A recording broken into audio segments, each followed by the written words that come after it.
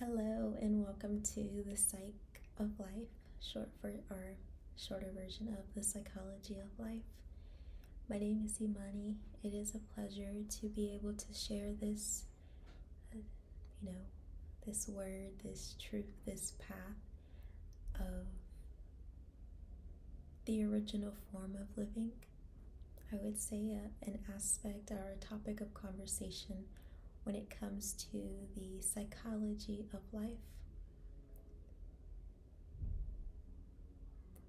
Many people may spend years of their life seeking to find the truth that is their heart's desire, or what do I want to be when I grow up? Why is life so hard? Why do good things happen to bad people? Why do bad things happen to good people? And there's so many different attributes and pathways are in my form of thinking, vessels of thinking that are created in our universe and our reality. And the current year of 2024, many believe that within the state of connection, we are at the greatest form of just opposition and differences. And the truth is that our mind is a garden. Many attributes and different forms of seeking the depths of life, whether through religion, through physical consciousness, through so many different venues, they all hold the same truth. And that is because the world is so different, because the world is so divided, it's because we've spent so much time looking externally. As the years progress, we create new things to satisfy our eye or to be physically attracted to with just our senses and our taste buds, that we begin to hollow out our insides where our spirit dwells.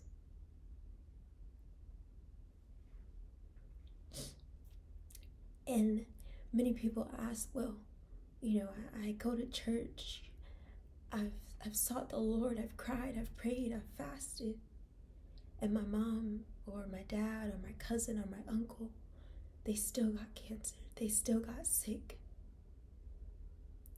Why, Imani, does this stuff happen?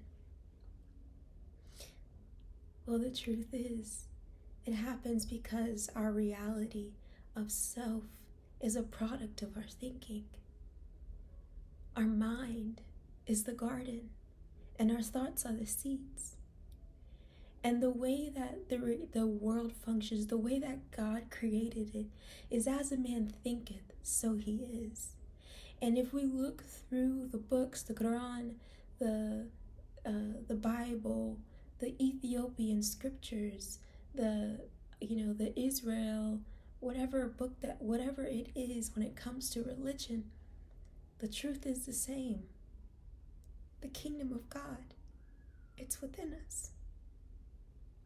And we spend so much time feeling and thinking with our mind that we forsake where our heart truly is, and that's the heart. Where our mind truly is, and that's the heart. And then some may say, well, Imani, the scriptures say that the heart is evil. Do not believe the heart, this heart. Because the heart that those scriptures are speaking of, if you have eyes to see, it's the heart of this world. It's hard. Seeking desire, to be pleasured, to be pleased, to be fulfilled, temporary satisfaction. But there is only one true satisfaction, and that is God and the awareness of who he is. Because when we become aware of who he is, we discover our original purpose and our original being. And if we forsake all things and sit in stillness, it is in the stillness that we know that he is God. And not God of, oh, well, if I can't see him, then he doesn't exist. That's the secret about God, is you have to see within yourself to see him. But the world is set up so that we are distracted to look within, because the moment we become awakened and we begin to live from our heart, which is the throne of heaven and the kingdom of God, we begin to feel, we begin to sense, we begin to create out of love. Because when we ask a child, or we ask a mother, or we ask a father, what is love? They point to their heart. In the center of all things, there is truth. And in truth, there is stillness. Why? Because there is a revelation that God is all that we need. We don't need the cars. We don't need all this stuff because it's all external. We can't take it with us. But what we can take is our spirit. How many of y'all have discovered that your spirit within yourself has never aged? You're processing and thinking the same exact way as you did. You can recall your first memory from when you were a child. And you remember looking at your parents saying, "Why are you talking to me like a baby? For I understand exactly what you are saying. I may not fully comprehend the depths of its meaning, but I do understand what you are enunciating." That is because our spirit does not age. It is eternal.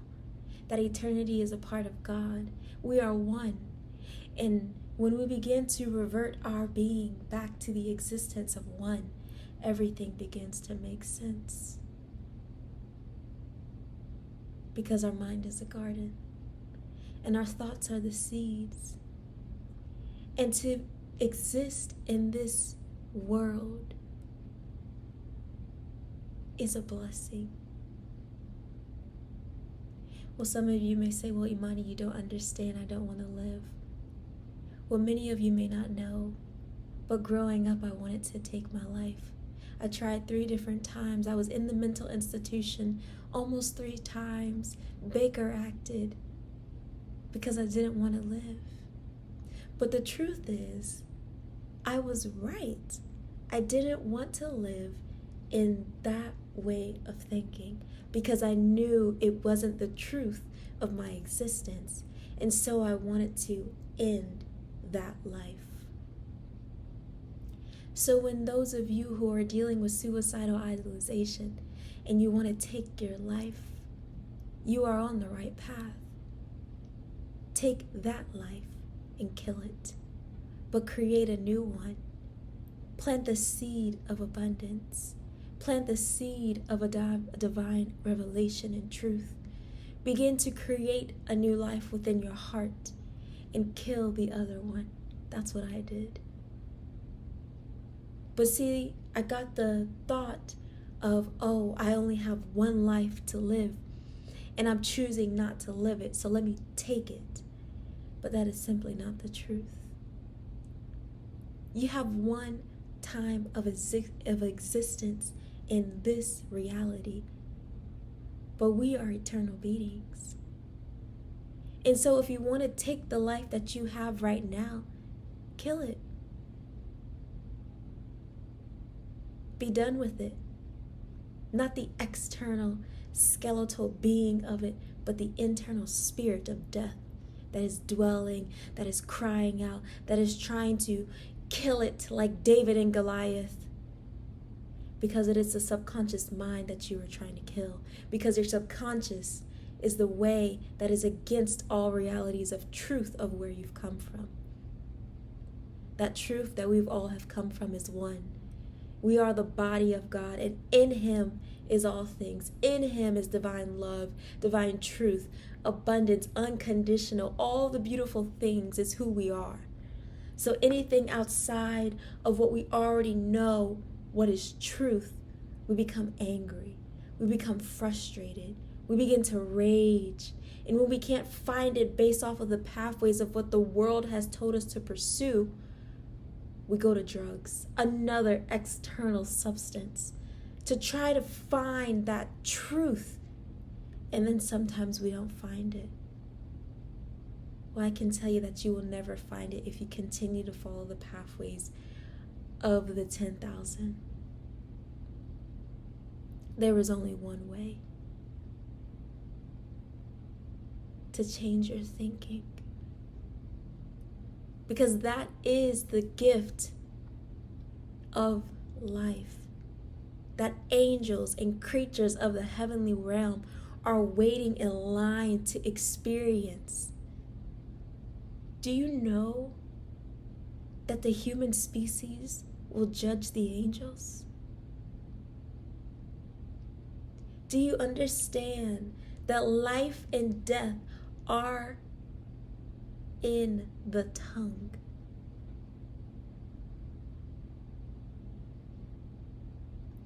From the beginning of creation, before words came out, there was a thought.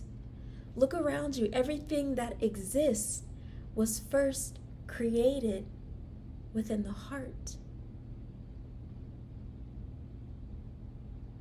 That is truth. That is the truth. And so we begin to see the power of that when we join as one. And this works in the positive and in the negative. When there are leaders in authority that have been formed, that have the knowledge of truth, but choose to use it for evil, can manipulate us, those who do not know, into ways of thinking that create death physically, emotionally, spiritually, and they control us with the tool of fear. We can see that in some religions. Well, if you don't believe in this pathway, you'll go to hell. Well, I don't want to go to hell, so I guess my only option is to believe in this pathway. I may not understand the depths of it, but as long as I attend church every single day, as long as I don't sin, as long as I don't. But do you remember? All of that is external. So then you go to church and you still get cancer. You go to church and you're still in poverty. You go and you sit with mentors and they tell you, well, if you just follow these steps and you do the actions, but you don't do it in your heart with love first, it won't come to pass. Without knowledge, the people perish. In many scriptures of religions, it says, as a man thinketh within himself, so he is. Do you understand that we are the image of God? Christ is the head. We are the parts. When the Olympics come around and we see runners, do you know why it amps us up? It's because we see the power of God in display with the speed and the breath and the force. It reminds us for just a second our original being.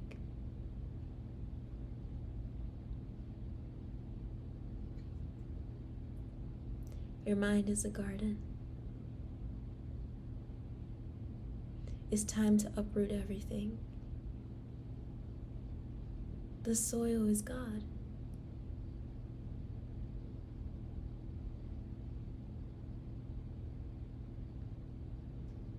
That's what He's given us. He's given us His soil. What seeds will you plant? Will you plant seeds of, I don't have enough?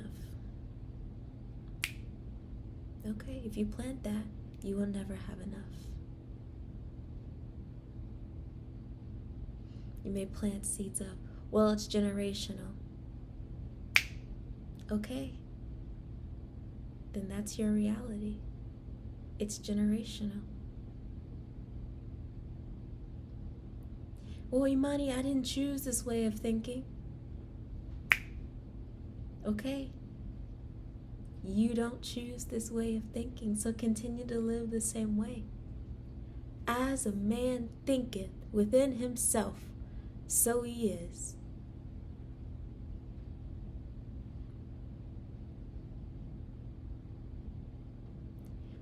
But I was raised in a one-parent household and fight or flight and all these things. Who told you that influences the product of your soil? You were still given the same soil. We can go and uproot those seeds now that you've become aware that God has given us the soil. What are you going to do with your awareness? Well, Imani, I believe that if I eat clean food and I work out 5 days a week and I don't sit on social media and I surround myself with good people, if I believe seeds, water, if I believe water, I believe water. If that's what you believe, then it is true. Because those are the seeds that you've planted. And as you speak it, you begin to water it. That is what we see in this world. And it occurs consciously or unconsciously. So you go to a doctor and they scan, and what somebody else has told them what is cancer, they believe that if they see this on the scan, it's cancer. So that's their belief. And now they're planting the seed in you when they call you and say, hey, I've seen something on your scan. I need you to come in. If you are unaware, you receive that seed, and then you were like, oh no, what is this? In the unknown, you're rubbing. You go in, you're not aware that you have a choice to take the seed and water it, or to uproot it and throw it into the abyss. So you go in, and the doctor who believes what he sees is cancer, and he speaks to you and he says, this right here, because I have a coat on, because I went to school for 6 years and I was brainwashed into seeing this. So now his belief is that this is sickness, and now he's in a place of authority to confirm that sickness and to spread those seeds. He starts to do it, and you sit down, unaware,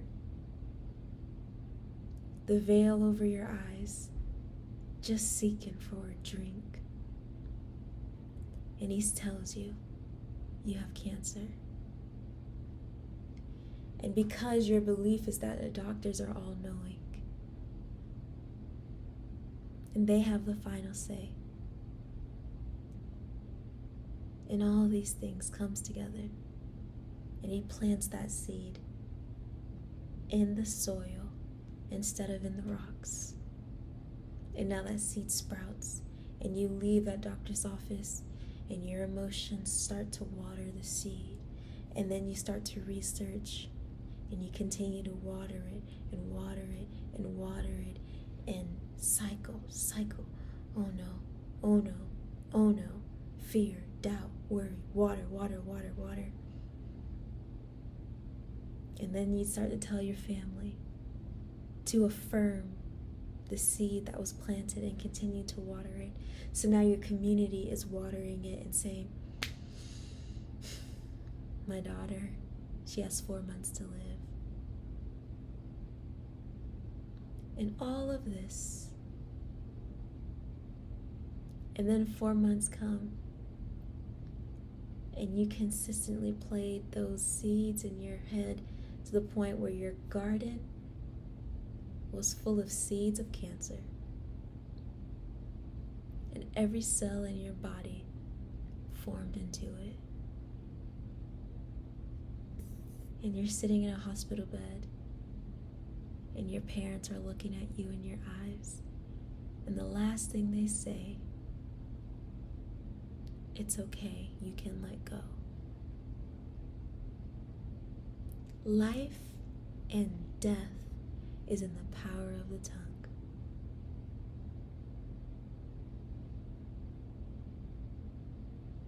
Either way, you will eat of its fruit. There are only two pathways to life, and that is living or dying. Your mind is a garden. What seeds will you plant, and what seeds will you allow to fall on the rocks? The soil is the gift of life that God has given us. It's the way that the universe was made.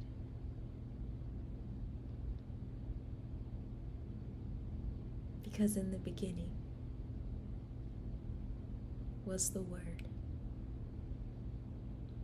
and the Word was God.